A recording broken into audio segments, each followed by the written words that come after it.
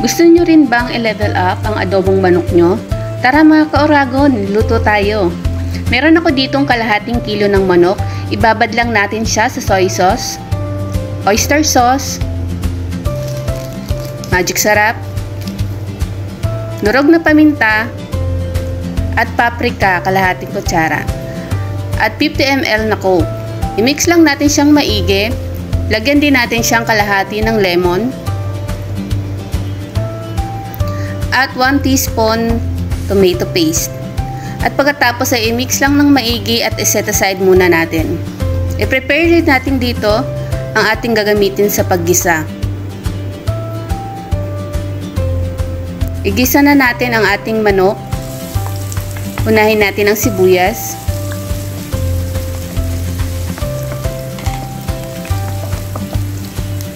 bawang,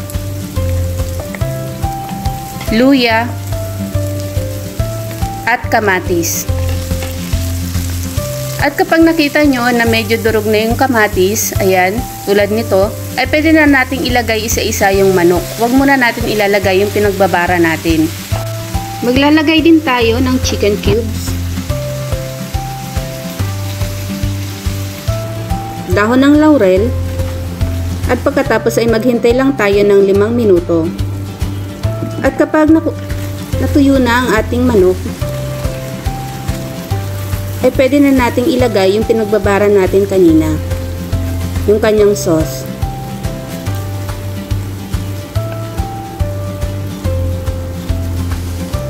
At pagkatapos nyan ay tatakpan lang ulit natin siya ng 5 minutes para makuha natin yung lapot ng sauce at maluto yung sauce niya.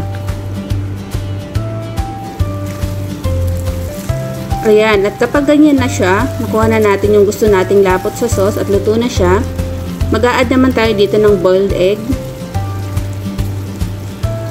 green chili, at fresh na sibuyas. At pagkatapos nyan ay maghintay lang tayo ng 5 minuto at yan, ready na ang ating pina-level up na adobong manok.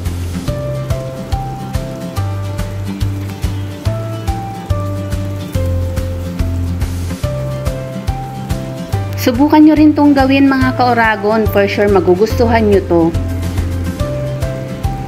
Ayan, yummy. Tikiman time na. Dami na naman ako makakain nito. Super sarap. Thank you for watching. Hanggang sa muli.